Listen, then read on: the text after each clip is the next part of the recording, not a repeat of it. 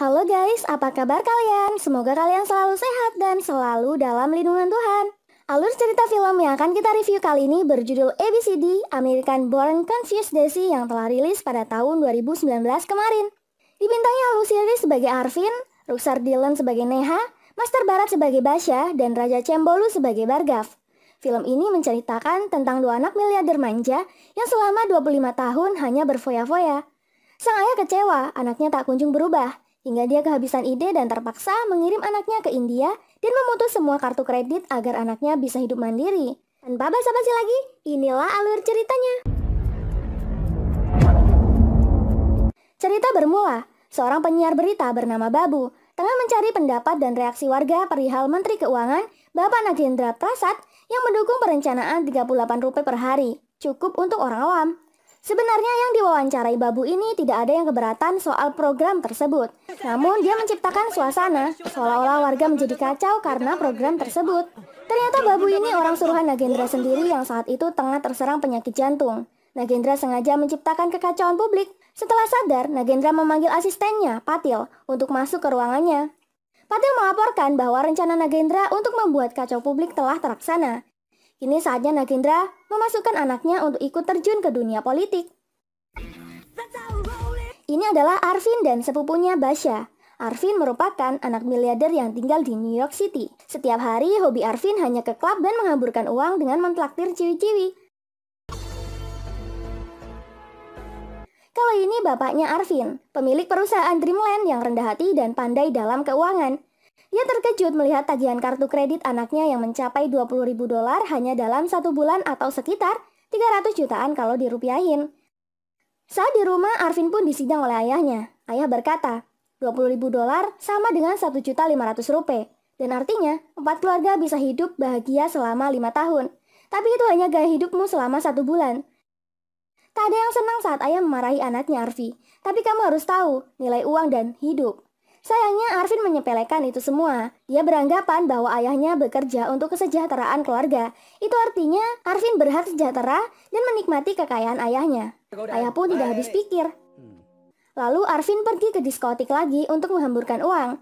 Di sana dia tertarik dengan seorang wanita cantik dan seksi. Pacarnya nggak terima, sehingga kerusuhan pun terjadi dan menyebabkan Arvin masuk penjara. Ayah sangat kecewa, apalagi setelah cowok itu meneror rumah Arvin, membuat ayahnya semakin kecewa dan khawatir.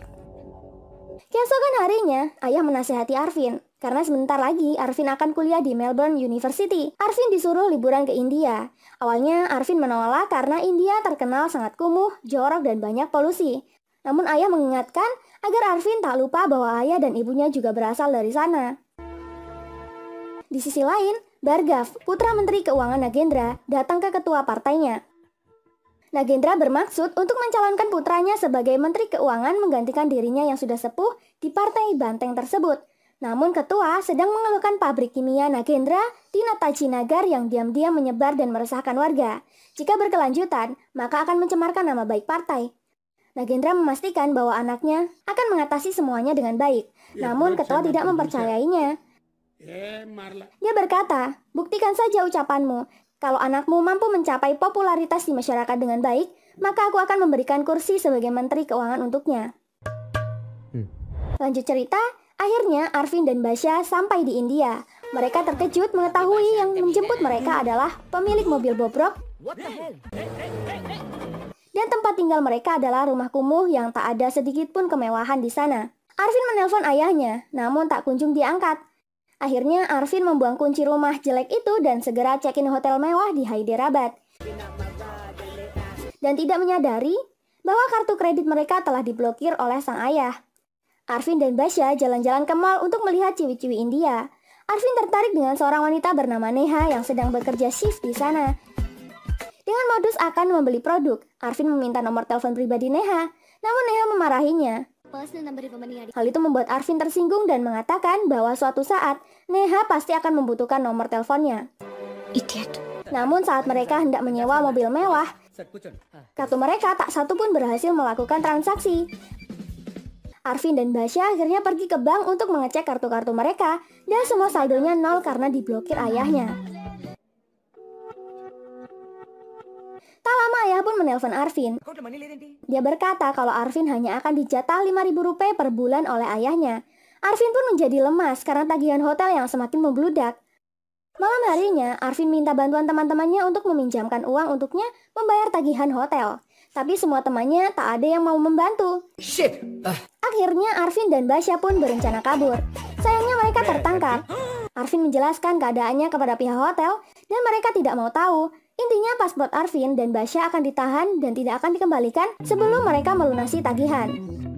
Lanjut cerita, mereka berdua terpaksa kembali ke rumah kumuh yang disewa ayahnya itu lagi. Mereka mencari-cari kunci yang kemarin dibuang selama sejam.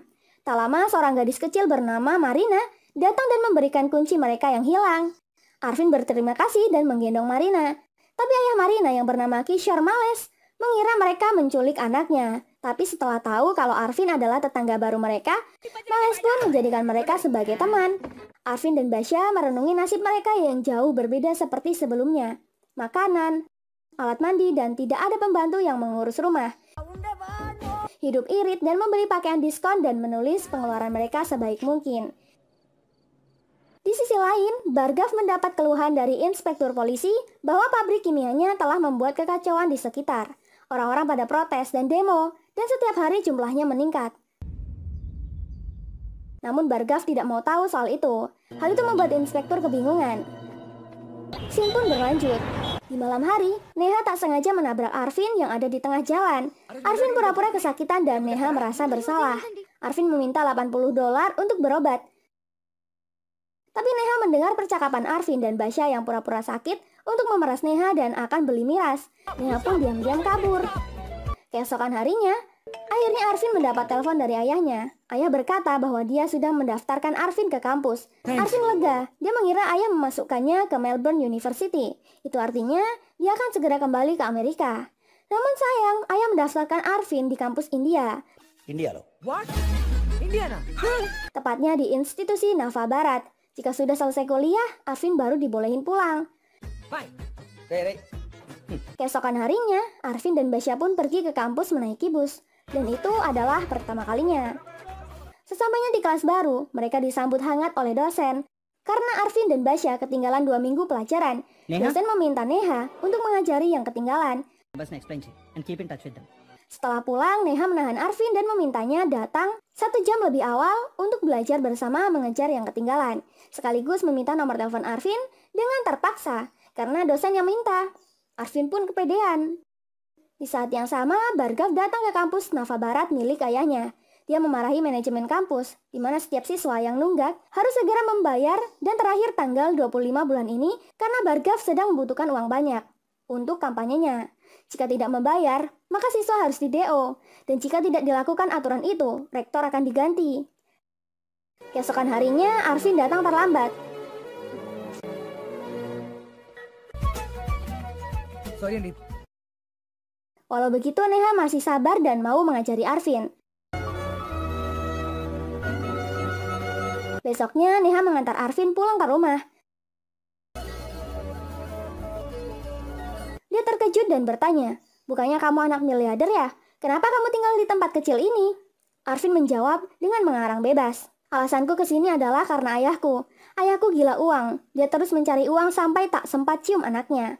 Pulang larut malam dan mabuk-mabukan. Dia juga sering melakukan kekerasan kepada ibuku. Aku menghabiskan waktuku belajar di kampus dan memutuskan untuk pindah ke India bergabung dengan rakyat miskin dan melepas kekayaanku agar aku tahu bagaimana kehidupan mereka. Dengan begitu aku akan mengerti bagaimana caraku membantu mereka keluar dari kesulitan ini." Kalimat itu membuat Neha sangat terharu dan mengajaknya berteman. Lanjut cerita saat di kelas, Swati, teman kelas Arvin dipanggil ke ruang administrasi. Ternyata Swati di-DO dari kampus karena sudah lewat tanggal 25. Swati belum juga membayar. Swati pun mengemasi tasnya dan membuat Neha kebingungan. Malam harinya saat Arvin dan Basya ngebar, tiba-tiba Neha menelpon dan memberi kabar bahwa Swati melakukan bunuh diri dan sekarang sedang dirawat di rumah sakit. Di saat yang sama, Bargav menelpon anak buahnya yang ada di lokasi bernama Raihan untuk menanggung semua biaya rumah sakit dan membebaskan biaya ekonomi Swati. Asal pihak keluarga Swati tidak mengatakan hal buruk dan mencoreng reputasi kampus. Mengetahui itu, Neha memarahi Raihan yang malah mendukung dan menutupi keburukan kampus. Tapi mau diapa, Ibu Swati telah menyetujuinya dan menerima uangnya. Lalu Raihan pun mempermalukan Neha yang tidak tahu apa itu nilai uang. Tak lama Arvin datang dan menjelaskan nilai uang baginya. Dia menyebut semua pengeluarannya selama sebulan sebanyak 5.000 rupiah dan berhasil membaginya sesuai kebutuhan dengan baik. Artinya dia hanya butuh 83 rupiah per harinya. Anak buah Raihan hendak menghajar Arvin karena banyak omong. Arvin pun berkata, "Jika kau merobek pakaianku, aku akan kehilangan 200 rupiah. Dan jika aku mematahkan lenganmu, aku akan rugi 2.000 rupiah." Keesokan harinya, nama Arvin telah terkenal karena ucapannya semalam. Isi berita itu adalah, seorang anak miliarder berusia 25 tahun rela belajar di kampus Nafa Barat College meninggalkan kekayaannya dan hidup sederhana hanya dengan 83 rupiah setiap harinya untuk menjalani kehidupan normal. Hal itu sangat menginspirasi anak muda untuk ikut hidup sederhana seperti Arvin dan sepupunya. Seketika nama Arvin pun semakin terkenal. Di sisi lain, Bhargav protes kepada asisten ayahnya karena telah memasukkan berita murahan di koran tentang Arvin, sehingga bisa merusak reputasinya di masyarakat. Sedangkan Arvin, dia semakin disukai Neha dan kini mereka pun semakin dekat dan semakin akrab. Lanjut cerita, Arvin melakukan donor darah di sekitar kampusnya. Tak lama, Bhargav datang dan berpura-pura ikut donor darah. Padahal dia cuma baring dan foto-foto doang untuk mencapai popularitas. Coverage boundary. బాగుంటుంది సార్ అటు నుంచి కొట్టాం Melihat itu, penduduk sekitar semakin marah dengan Bhargav. Dia tidak memperdulikan polusi kimia di pabriknya, ditambah lagi melakukan pencitraan di depan mereka. Karena semakin gaduh, Bhargav pun segera pergi. Malam harinya, Arvin terbangun karena lapar. Tapi sayangnya, tak ada makanan sama sekali. Kebetulan Marina tiba-tiba datang membawakan nasi biryani untuknya. Sehingga Arvin dan Basya bahagia, perut mereka akhirnya bisa diganjal. Pagi harinya, Arvin kaget melihat Babu datang dan mensyutingnya tiba-tiba. Babu menyogok Arvin dan memberi Arvin makanan enak. Setelah itu, Babu memaksa Arvin untuk mengatakan bahwa dia protes terhadap program pemerintah tentang orang biasa bisa hidup di India dengan 38 rupiah setiap harinya. Kini apapun yang Arvin lakukan selalu disorot media.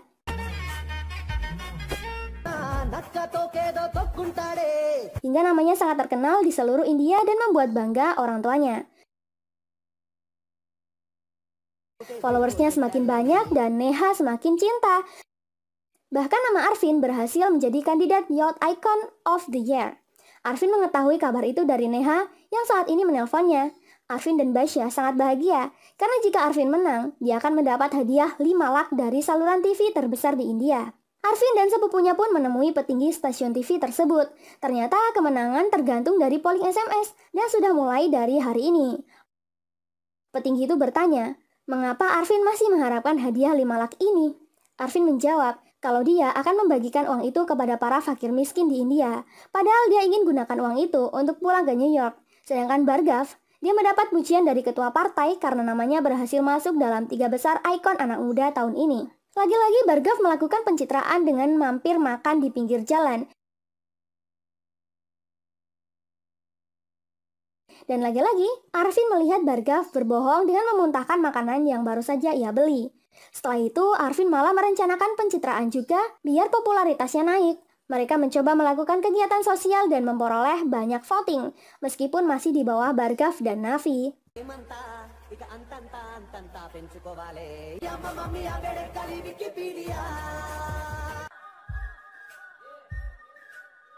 Lanjut cerita, para penduduk sekitar berbondong-bondong mendatangi rumah Arvin. Mereka memohon agar Arvin datang di antara mereka besok pagi melakukan protes perihal pencemaran limbah pabrik yang merusak paru-paru anak-anak mereka. Jika Arvin datang, pemerintah pasti akan turun langsung dan memicu orang lain ikut berpartisipasi mendukung orasi mereka. Namun Barsha meminta maaf karena mereka berdua ada acara yang tidak mungkin mereka tinggalkan. Lalu keesokan harinya saat masyarakat protes di dekat pabrik kimia, inspektur menelpon Bhargav dan memberitahu bahwa Arvin ikut serta di dalam protes itu. Sehingga bahaya, karena bisa-bisa jika media meliputnya, yang protes akan semakin banyak dan semakin sulit mengendalikan massa. Apalagi Arvin berkata kepada media soal alasannya ikut orasi. Untuk apa aku datang ke sini jika aku juga tidak memberi mereka solusi? Lalu anak buah Bargav datang di antara pedemo dan mengadu domba polisi dengan penduduk. Sehingga polisi leluasa memukuli penduduk yang protes dan menguntungkan untuk mereka. Sayangnya atas kejadian itu, Arvin harus bertanggung jawab dan mendekam di penjara. Namun tak disangka, vote untuk Arvin semakin meningkat tajam dan membuatnya menang dalam ikon anak muda tahun ini. Atas kekalahan ini, Bargav tidak kecewa dan malah memanfaatkan situasi mendukung popularitasnya. Dia menemui Arvin dan akan membebaskan dirinya. Setelah itu, dia akan mengirim Arvin dan sepupunya segera kembali ke New York dan memberikan uang hadiah di ikon remaja. Tapi syaratnya, saat penyematan ikon, Arvin harus mengatakan kepada semua orang bahwa dia terinspirasi oleh Bargav. Pokoknya, Arvin harus membuat nama Bargav sebaik mungkin di mata masyarakat, agar Bargav bisa menarik simpati publik. Jika tidak, maka Bargav akan membongkar semua kebohongan Arvin tentang mengapa dia di India, hutangnya di hotel, dan lain sebagainya. Arvin pun setuju. Hingga acara penyematan ikon anak muda tahun ini pun dimulai, dan Arvin mendapat piagam itu. Arvin mengucapkan sambutan sesuai yang dirancang Bargav untuknya. Itu membuat penduduk kebingungan. Mengapa tiba-tiba Arvin berubah dan berpihak pada Bargav? Setelah itu, Arvin pun membongkar kejahatan Bargav. Dia mengungkapkan bagaimana Bargav memaksanya mengatakan hal bohong seperti itu untuk mencapai popularitasnya. Dan Arvin juga membongkar kebohongannya, di mana sebenarnya Arvin tidak sebaik yang mereka kira. Dia datang ke sana adalah karena disuruh ayahnya.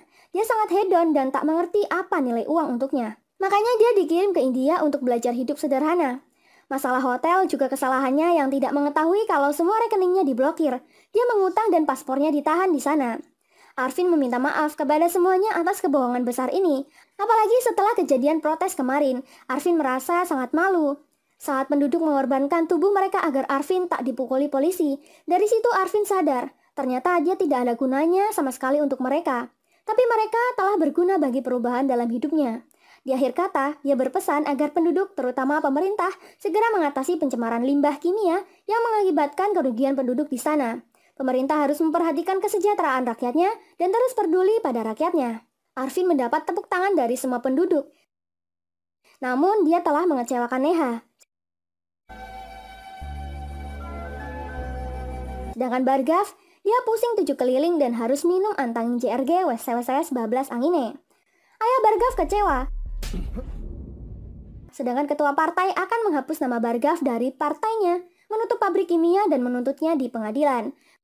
Mendengar itu semua, penduduk merasa senang. Arvin kini benar-benar berubah dan suka hati mengajari anak-anak belajar manajemen matematika. Tak lama ayahnya dengan bangga datang. Ayah memintanya untuk segera kembali ke New York dan melanjutkan studinya di sana.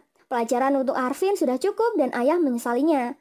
Namun Arvin memutuskan untuk tetap tinggal di India sampai kuliahnya selesai. Ayahnya jadi bingung, apa yang harus dia katakan ke ibunya Arvin nanti? Arvin menjawab, bilang aja ke ibu, aku punya gadis telugu di India, dan aku akan bawa pulang kalau aku udah lulus kuliah. Ternyata Neha ada di sana. Arvin pun segera meminta maaf pada Neha. Neha iseng menanyakan kalau ayah Arvin tukang mabuk dan suka menampar ibu Arvin. Ayah pun menjadi bingung dan Arvin jadi salah tingkah. Basya lalu memfoto mereka bertiga untuk dikirim ke ibu Arvin sebagai bukti, sehingga film ini pun berakhir. Terima kasih buat kalian yang sudah support channel ini. Jangan lupa tinggalkan like dan saran kalian di kolom komentar. Sampai jumpa di alur cerita berikutnya. Terima kasih.